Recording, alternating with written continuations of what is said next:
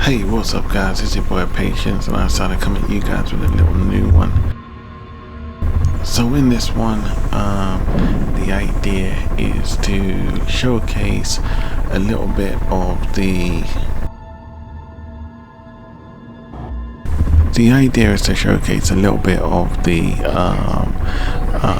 I guess you could say dynamics, physics, in order to help a player make an approach to the battling circumstances or the battling mechanics, also taking into consideration artificial intelligence and how they react and respond to player behavior, environment behavior, and the layout of how we approach a mission, etc. So as you can see, I've approached on my MSR and things seem pretty casual, things seem pretty smooth, and even though I'm hovering around the base, which is obviously very suspicious behavior because as you can see there's nothing in the regions, it's just this little camp of a base, so anything that comes flying overhead, it's kind of going to alert you regardless. Not only that, but you will find whatever candidate to be hovering outside your little situation to be of a suspicious nature, curious. You're going to want to investigate to check it out. Now take note, there are aspects to this video that I did cut because it took a little bit too long. There were bits that were kind of like it just didn't really make sense with the theme of the filming situation. Now the goal obviously is to complete my mission. Now once I arrive here, I do expect to see at least 20 guys waiting for me outside that building.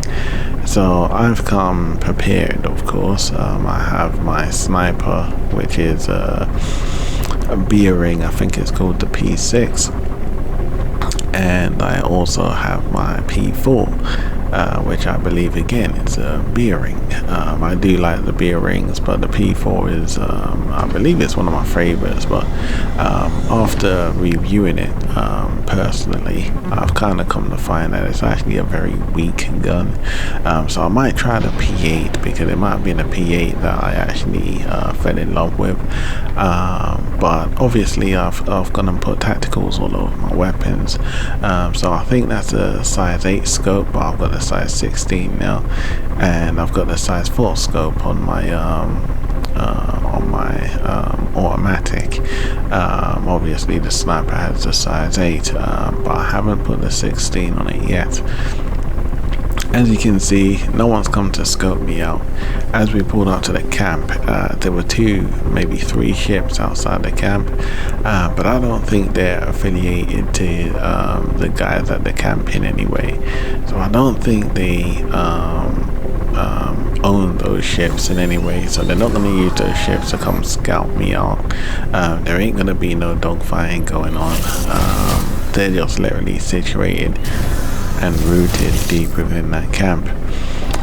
So I have a bounty on one of their heads, and that's why I'm here, to hunt the crap out of them, and I've come to execute them, as it were. I didn't really pay attention to why I'm executing them. I was just given a briefing to execute these guys, and I said I'll do it, and I've come to kill them.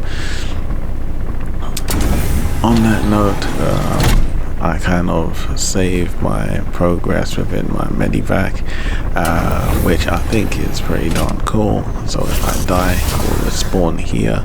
I don't need to use a medigel at this point. Medigel is something that needs to be taken into consideration a little bit more, I do think. I like to think of it like storage drives. If my life has been stored in a storage drive and I'm living in the UK, someone goes flying to the other side of the planet with a storage drive with my DNA written all in it, and they put it into a computer machine, a medi computer, am I able to respawn? If that person takes my DNA device over to Mars, or all the way out to Pluto or to the Centauri system, and they're able to find a Medi computer and insert my DNA information in, can they still respawn me? Chances are yes, because your data is on the storage drive, guys. So that's my understanding of what data on storage drives might actually mean, but the take on it from how we're to go about it with the current state of the patch, to me seems a little bit confusing based on that alone. Anyway, step out of my vehicle and I can see the base. As you can see, it's pretty calm, so maybe everyone's downstairs having a cup of coffee. I don't know. All I do know is that I've come specifically for the guys that I have to execute. Obviously, well, the image is going to speak for itself here, so we can just wait around and see how this pans out.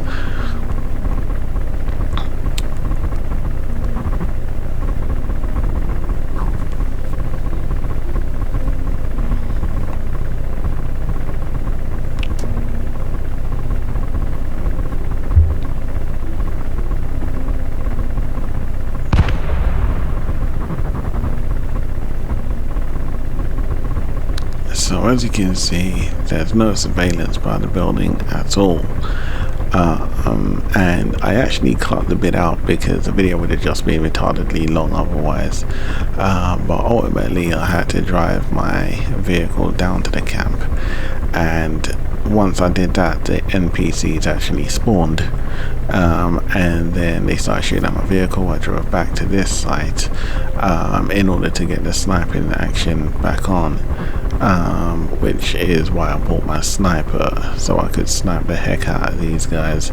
Unfortunately, there was like maybe about one guy, if I'm not mistaken, waiting for me here. My team play actually took out one of the NPCs. I thought they got my ship, but fortunately they did not. But anyway, so somewhere here, as you saw, there was no one at the camp. So that bit I believe needs to be looked into a little bit more, ensuring that we are kept on our toes in that regard, because if it's just a walk in the park to execute someone, then it kind of doesn't make sense, and if it is gonna make no sense, then at least kind of, you know, diversify it a little bit. Certain missions you'll be lucky if you go there and there's no surveillance going on, the guys are a bit sloppy. Certain missions, obviously you want to ensure that these guys in particular are like on their toes. Maybe they're aware that they're bad guys, or maybe they're aware that they have a bounty on their heads, so they're kind of spooked out all the time, and maybe this aids towards their behavior, crime, etc. So we see a guy here. I took him, which was fun. If I'm not mistaken, when I did do this, there was two guys. That might be him there. So I got him. That was fun. And I think that might be it for the day. So I prep to go into the base. I do like the fact that one hit kills, because to me that seems a bit realistic, especially as for the fact that I'm using a sniper rifle. Regardless of the kind of armor that you're wearing, chances are a sniper is going to shred right through your business, or it's going to leave you severely wounded, severely damaged, severely injured, especially depending on the distance that you are shooting these rounds at people. So that's one thing I really would like to see, a little bit more realism. I've tried to take that time out to see just how effective body armor is in the real world, and it is actually quite amazingly kind of defensive, resilient against bullets, but ultimately a human being shot by a bullet, it's going to be completely shattered to bits even if the bullet does not go right through the armor, because in many cases they try to represent the situation by putting, objects within the armor to see if the bullet's going to go right through. A human's body is very soft with tissue, etc. So the bullet is going to have a very different reaction as to hard objects being behind the body armor, as well as obviously the body armor. So anyway, guys, you can see that I come driving up on that. What I was just saying though, before I lose my point, it would be nice to kind of get a feel of that, like the effects, even if you saw the pain that the NPCs or players might be in when you shoot them. Like if you bang your hand on the table, or someone gets a hammer, a simple hammer, like yourself for instance, and you start nailing a nail into the wall with a hammer, if you slip and hit your thumb, the pain is unbearable. It would be hard for you to pick up a gun. So if you get shot in your leg, you can just picture how bad that pain would be, even if the bullet doesn't go through. I want to see and hear the effects of the attacks I'm giving these NPCs, like here as well. This doesn't feel realistic to me. Like I'm just going into a situation and I'm grabbing items and I'm putting it here. There's I think it's Stalker 2, the character actually reaches into the bag and the animation practically cuts there and then he takes something out of the bag. I would like to see more tender care put into these kind of titles, because it is next gen, survival instincts, all this stuff, like camping, fishing, and actually eating, actually cooking. I believe these are the things that we want to implement in, because if we go VR one day, which the world seems to be headed VR, you want to be completely convinced that you're in like a situation that's like virtual reality, I think the term is. You want to feel like you're in a second state of reality, guys. That's my argument, is you don't want to feel like you're gonna spend all this money just to play Sonic the darn Hedgehog.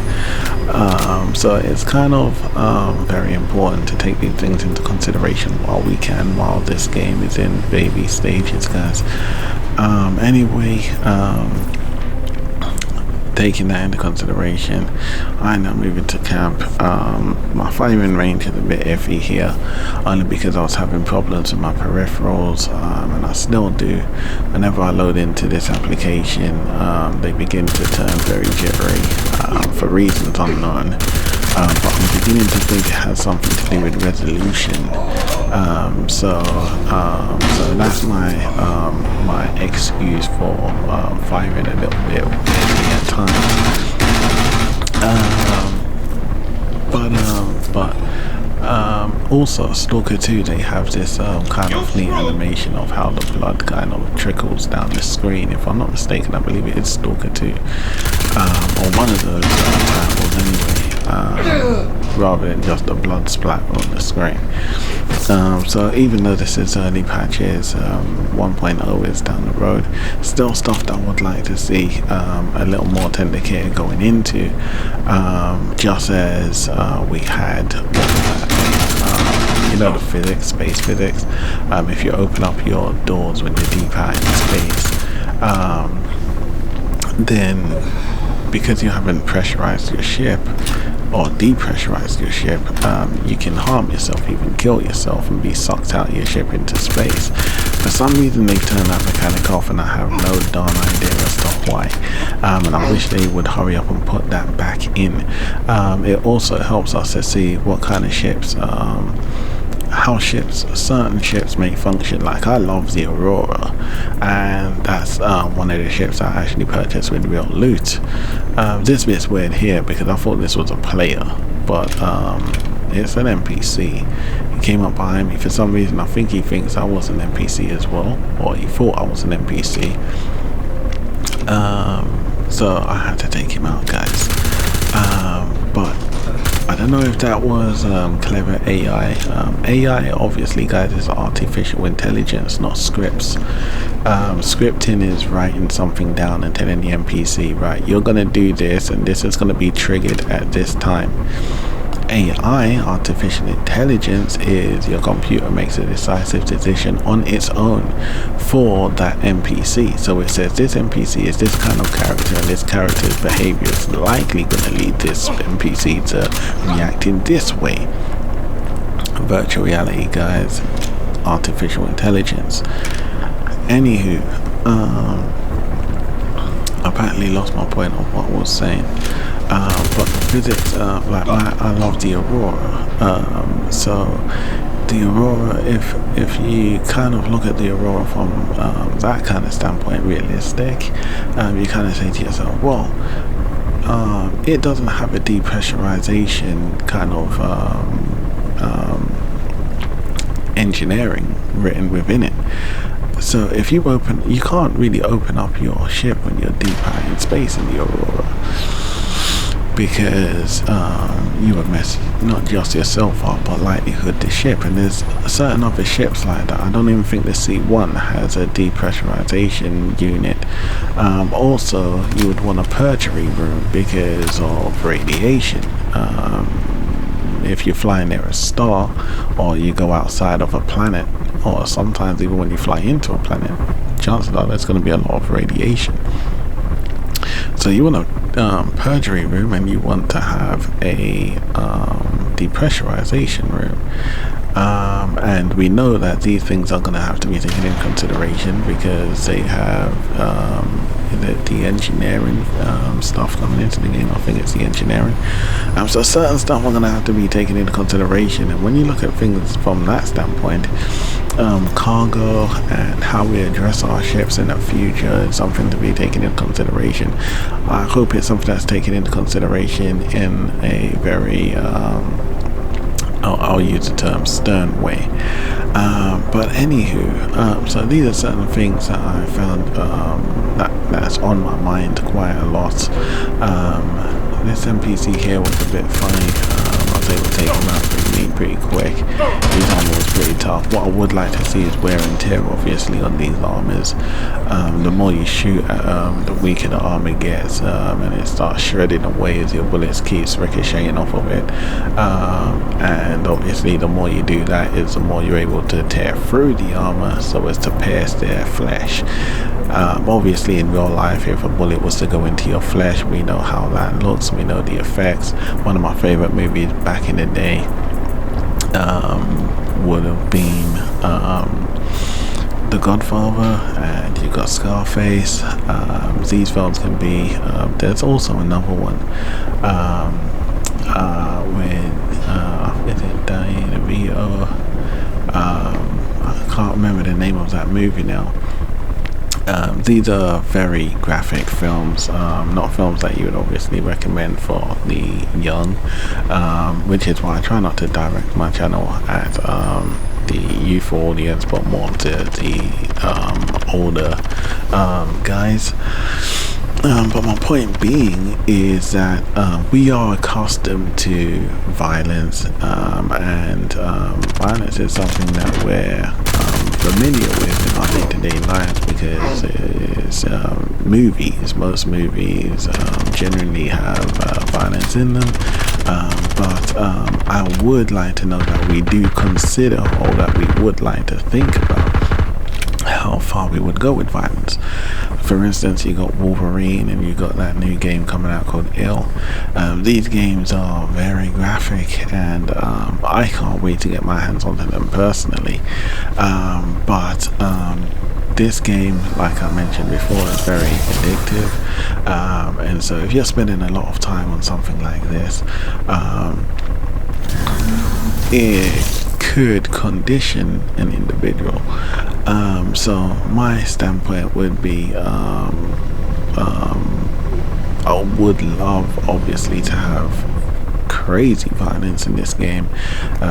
Blood, sweat, because I don't think I've seen sweat in this.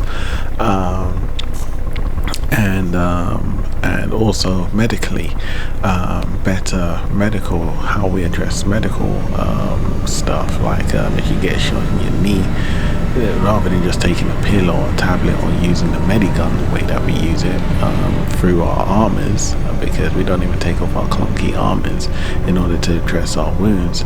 I would actually rather we actually use like a scalpel, and actually try to train in real life how to use a scalpel in order to remove a bullet, or to repair damaged tissue, or to resuscitate, or get someone's heart beating again, or using the correct medicines, real medicines that we're used to, medicines that we're likely to come across in the future, medicines that we think would be a good idea to have, and so we put in the future.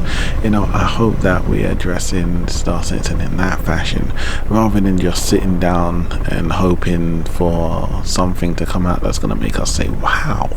Because I've sat down, I've played Zelda, guys. I sat down, I played Turok, I played Tomb Raider, Gears of War, I've seen Warhammer, and there's titles out there that you could go bragging about to all your friends, but as far as I'm concerned, each of these games are no different to Pokemon and Sonic the Hedgehog, guys. They're conditioning players to in a certain fashion. Like, this title is a funny kind of one, because a lot of the missions kind of force you to be a criminal, because doing other missions aren't rewarding enough and aren't fun enough. But then if you become a criminal, you get slung into prison. I feel like it's I don't like the way how they've kind of organized mission givings and stuff.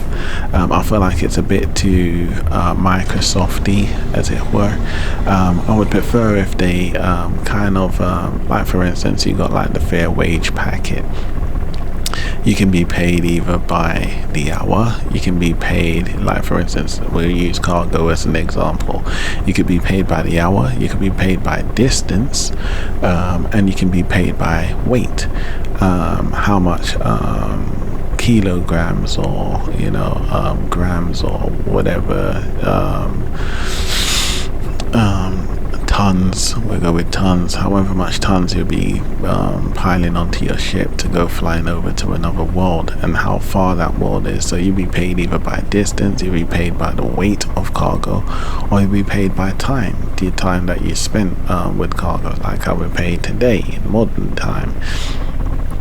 These are things that I think would be a little bit more interesting, a little bit more fair, and kind of, obviously working on the economy 1.0 seems to be bringing in that kind of, well, I don't think it's called a shard, but where you can kind of like see, it's not really a grid, but almost like a in real time line, a timeline that's in real time of active duty NPCs and players alike. I believe in active duty. At least that's something I believe I saw on the roadmap, which was pretty darn cool.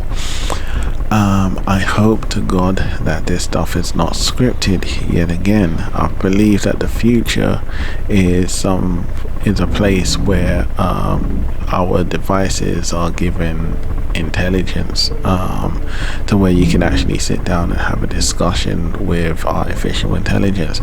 I would like to see weather taken into consideration, so rather than just going and flying onto a planet and saying, I'm gonna get this done today, well, you have to check the weather news, so you got to put satellites up and say, well, let me scout the planet and see what the weather's gonna be like, or team playing.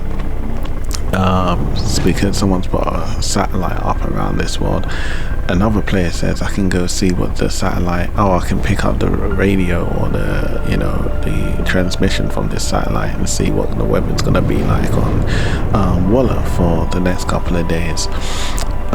So addressing stuff in this way, active, but as far as I'm aware, everything seems to be moving in the right direction, and I hope that this is a direction that, if it doesn't head towards, we as gamers and backers and players help to kind of force it into that direction.